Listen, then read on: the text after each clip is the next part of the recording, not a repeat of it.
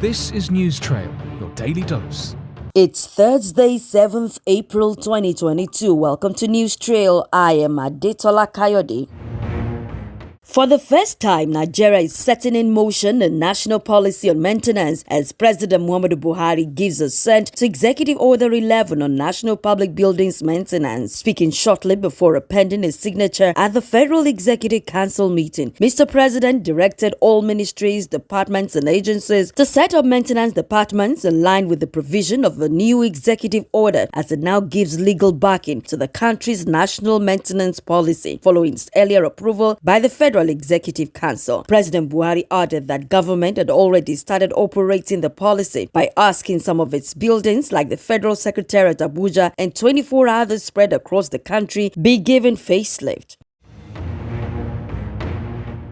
The Presidential Steering Committee on COVID-19 has reviewed the country's response to the pandemic in view of the declining number of cases. The committee says the decision followed the reduced risk of importation of new variants, as well as the availability of vaccines and the increasing number of people vaccinated in Nigeria and globally. Therefore, government's order on social restrictions have been revised with the lifting of midnight curfews, crowd restrictions at events like weddings and concerts. It added that the advisory limiting Nigerians to essential travels only has been lifted, although citizens need to refrain from non-essential movement and comply with non-pharmaceutical intervention guidelines such as the mandatory use of face masks, facial coverings in public, given the risks involved.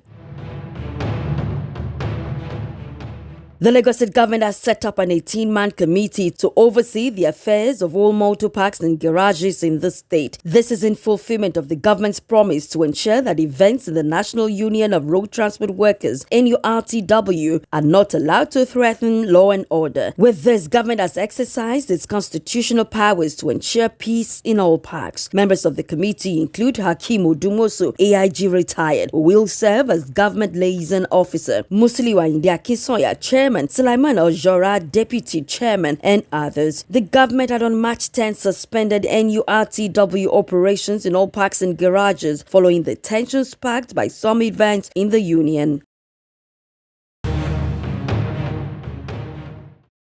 Burkina-Faso's former president Blaise Compaoré was sentenced in absentia to life imprisonment for complicity in the 1987 murder of his predecessor, Thomas Sankara, in a coup, a military tribunal ruled on Wednesday. The charismatic Marxist revolutionary Sankara was gunned down in the West African nation's capital, Ouagadougou, at the age of 37, 4 years after he took power in the previous purge. Two of Compaoré's former top associates were also sentenced to life imprisonment. The tribunal found Compaoré guilty of an attack on state security, complicity in murder, and concealment of a corpse. He went on to rule for 27 years before being ousted in another coup in 2014 and fleeing to Ivory Coast, where he is still believed to live.